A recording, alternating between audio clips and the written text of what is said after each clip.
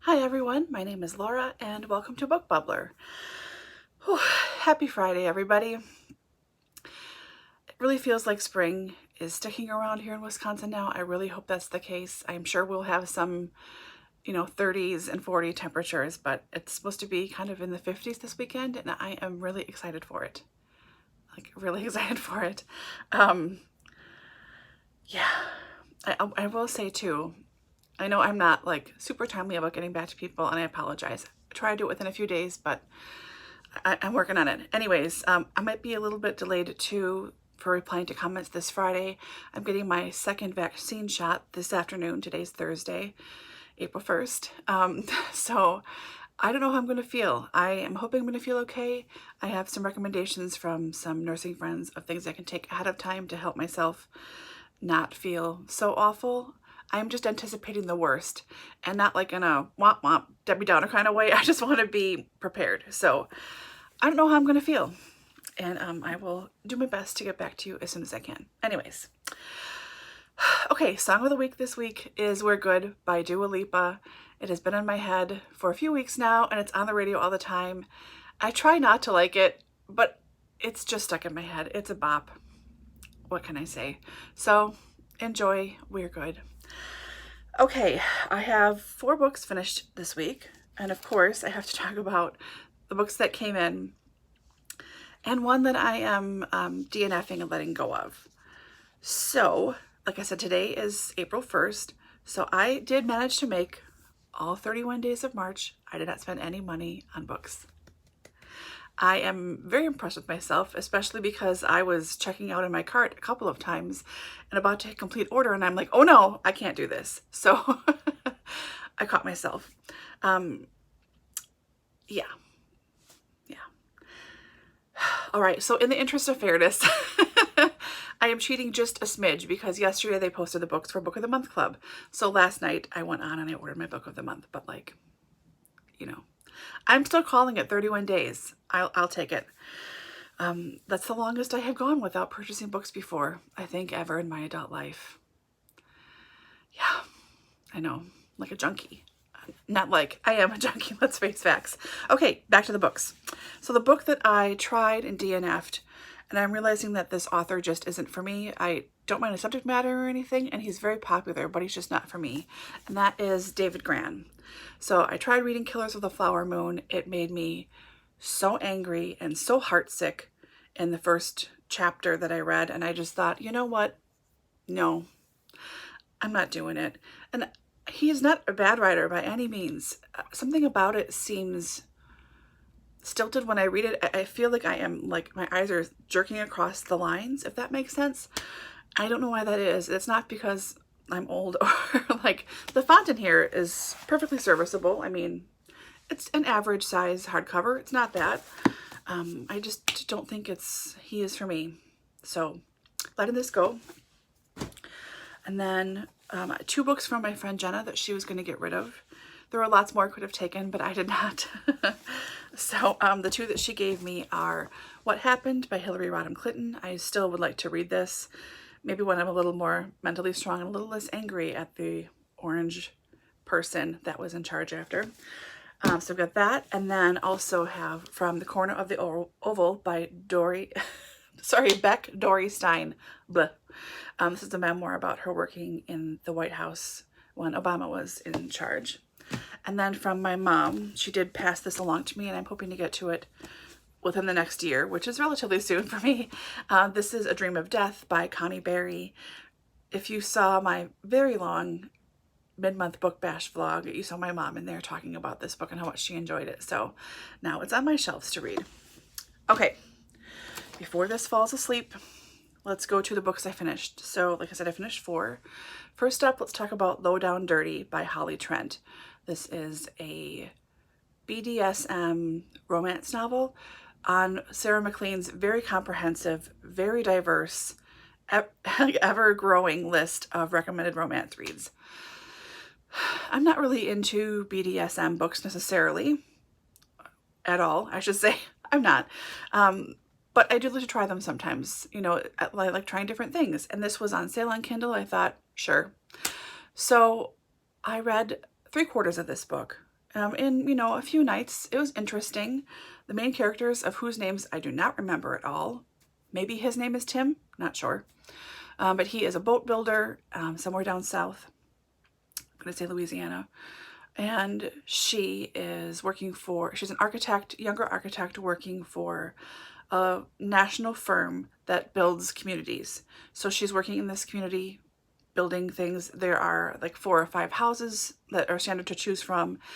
And so she's, her own personal story is she's fighting against her bosses who don't want her to do any customizations, who don't want her to do anything else. And she feels like she's being passed over a lot at work because of her age and because she's a woman. So that's her story. His story is he's divorced happily. His wife is a lesbian now. They have a teenage son who's, I think, 17 or 18. He's a troublemaker. They're having problems with him.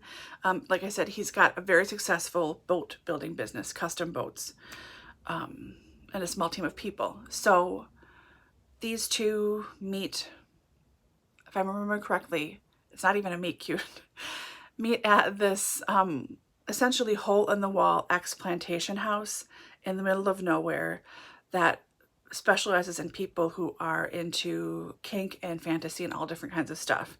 I think it's his brother that owns the house and is running this once a month night where everyone can, you know, come to the party, and if you participate, fine. If you don't, fine. You know, do whatever you want.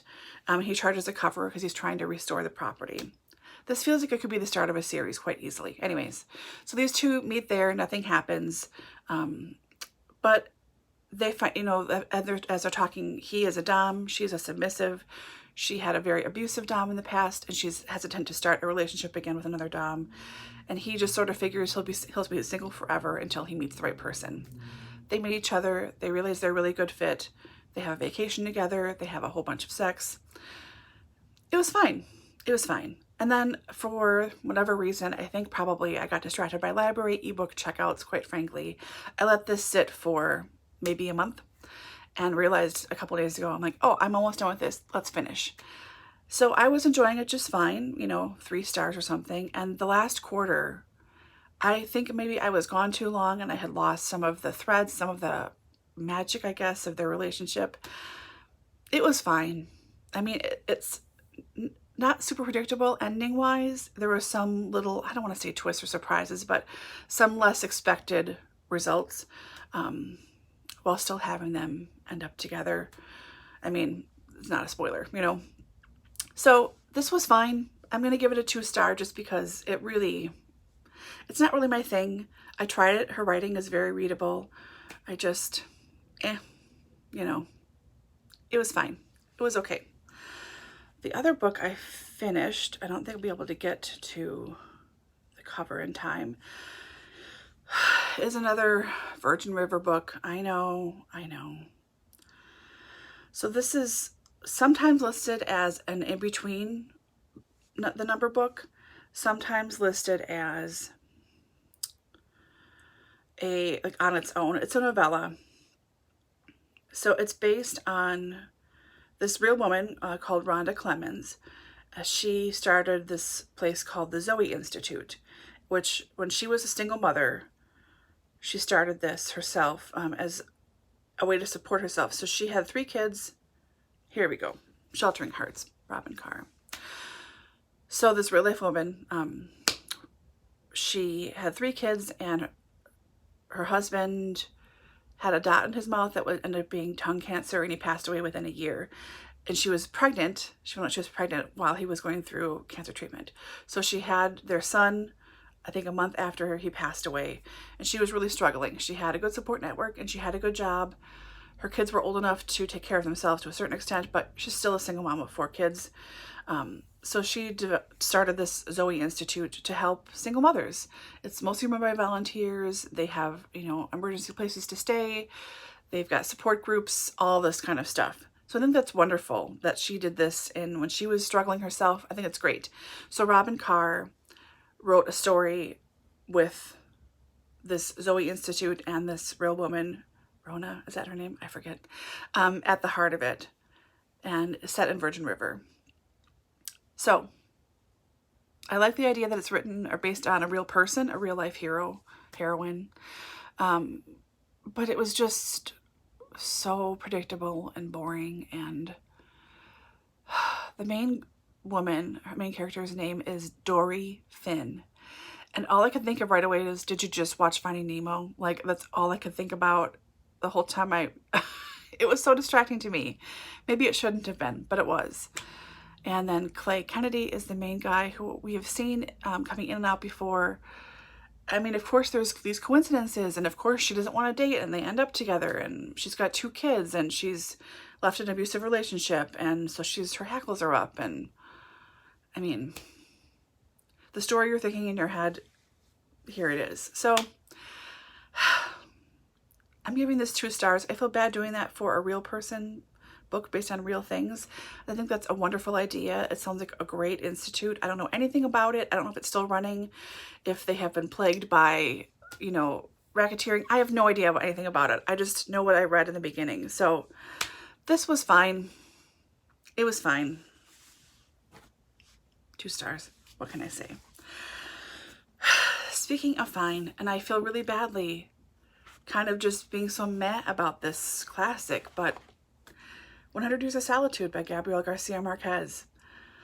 I jumped on the bandwagon. There was a group read happening earlier this year, and I happened to catch the live show, I think. And I thought, you know what? I have this on my shelves. I'll join. It sounds great. I love magical realism, which is what this is. I've owned this book for 20 years, probably. It's about time I read it, right? So I read 60 pages, and I was into it. I mean, it's unusual. It has its own feel for sure. It is magical realism, but it's its own kind of magical realism from every other magical realism book that I have read. And maybe it's because it's not American, you know, maybe that's the difference. I'm not sure. It is confusing. It's set in one small town. There are approximately 30 people with the same name. It's confusing. It's generational. Time is not a linear thing. Yeah. Anyways, so I read the first 60 pages and enjoyed them just fine. I let it sit for a little bit and I came back to it, and I don't know. I feel badly being so blasé about this book. It is a classic, and I understand why it's a classic. For me, I'm hard pressed to think of someone I could confidently recommend this to that they would really enjoy. It seems like a very particular kind of book. Maybe that's not fair. I don't know. But it was okay. I'm glad that I read it. I'm glad that I have seen what it's all about now, rather than this classic I missed out on lurking in the background on my shelves, glaring at me all the time, you know. But it was fine. Sorry if you love this. I'm so sorry. I don't know. It was okay. This is not really a review, I understand, and this seems so strange, but I don't know. I will say I did not like that, and I think all of his books are like this. I didn't like that there are no chapter numbers or anything. It's just these, like, this little leaf pattern or flower pattern. That kind of annoyed me. It shouldn't, but it does. I'm like a weird nerd like that. So, I don't know. This was okay. I'm going to give it a generous 3 stars because I think it is an important book in the English language or whatever. It's a pillar, you know. But,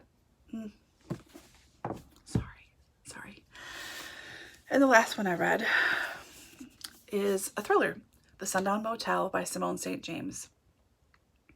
So this one I started one of the checkouts from my library, an ebook checkout, just to get myself started to see if I like it. And I did like it, but it screwed up my sleeping, and I had nightmares and dreams, like bad dreams, every time I read this book.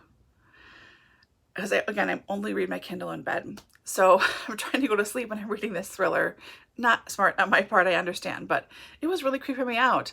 And maybe a third of the way through, I was like, okay, that's it. This is now a daytime book for sure. Like, I can't do this anymore. So, what's this about? So, it's dual timelines set in 1982. This young lady named Viv is running away from her family in Illinois, and she's tells them she's going to New York City, ends up hitchhiking in New York State and ends up in Fell. And Vivian, Fell? So I'm looking up, yeah, Fell. So Viv ends up kind of getting out of a scary situation from hitchhiking. And she ends up in the parking lot of the Sundown Motel. Doesn't have a lot of money. So she's there at like 11 p.m. at night, and the owner is there and says, I just fired my third shift person. You can stay here for free if you want to work for me, you know, whatever. So she says, fine, she agrees. And then she ends up staying there. Like, this is her job now. So she gets an apartment in town, makes a new friend, gets an apartment sharing with a girl. And as she's working, there are a couple of regulars that come in, and some stuff starts to happen. Like, she smells smoke, like smoking, someone smoking a cigarette, and there's no one around. And electricity starts to do weird things. And then she starts to see what she thinks are ghosts. There's a little boy and there's a young lady who one night tells her to run. She's got no eyes, just tells her to run. So she runs. Like any sane person would. Like, don't tell me twice. Fine, I'm going. So we see Viv and we see her story. And as she investigates the motel to find out what's happening, what are these ghosts? Are they ghosts? Who are these people that are staying? One man checks in with a different name every single time. He's a traveling salesman. So that's hinky. You know, there's lots of hinky stuff. So there's that timeline. And then there is a 2017 timeline with Carly, who is Viv's niece. So Carly is just out of college and her mom has just recently passed. Carly decides to take some time to investigate the family mystery of what happened to her Aunt Viv, because she disappeared one night in 1982. There's never any investigation. There was never a body. She wants to know what happens. So she ends up at the Sundown Motel, ends up getting hired the third shift overnight, working the front desk, just like her Aunt Viv. She ends up in an apartment sharing with a girl. It's the exact same apartment her aunt lived in, which that was like, really, but fine, works for the story. So she is investigating, Carly is investigating the 1982 disappearance of her aunt. So we go back and forth between Carly looking into her aunt, talking to the friends that she made, a photographer, a policewoman, and everyone's kind of warning her off. Don't do this. Don't investigate. You don't want to know, yada, yada. So it's back and forth, and it's really tense.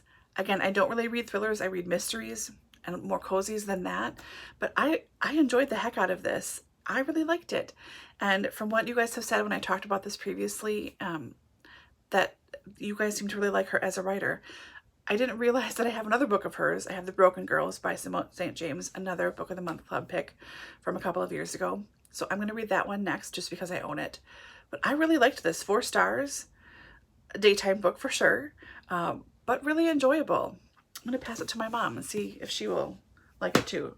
She also knows that it's a daytime book, so I did tell her. That's it for me. I'm hoping I'm going to feel okay, like I said, after my second vaccine shot. I have the Moderna vaccine. I've heard people say like, oh, I hear people have terrible reactions, and other people say, oh, I've never heard of a reaction with Moderna. Whatever, it is what it is. I am just so thankful that I can get one and I can get the vaccine. It really eases the crazy in my mind to a certain degree. I feel a lot better, and I feel better knowing that I can help everybody else by myself getting a vaccine. So yeah, this weekend we'll be doing that, recovering, hopefully reading something, finishing up some stuff. Oh, I did want to say, so initially I had said that by the end of March, I wanted to have finished or dealt with all of the random piles in my house of books. Stuff I've pulled for readathons I never read or whatever. I have not done that. I've been better about cleaning some things up. The piles are much smaller than they used to be, but they're still there. So I'm giving myself the grace to still finish that up in April and follow through. My new goal is to have a relatively clean slate by the start of May. May's my birthday month. I'm going to read whatever I would like to, and I would like to not feel icky or weird or guilty about reading what I really want to read, because there are all these half-finished books sitting around looking at me. So April is going to be finishing up a bunch of half-read books, partially read books, along with everything I said in my April TBR, you know, Aussie April, Book Naturalists, my so-called 90s book club, Anahata book club, etc. So that's my plan for April. I'm hoping I can get a lot of stuff done because I really do not want to feel badly about reading what I want to read in May. So that's it. All right, I hope you guys are all doing well and taking good care, staying safe, and I will talk to you guys very soon in the next one.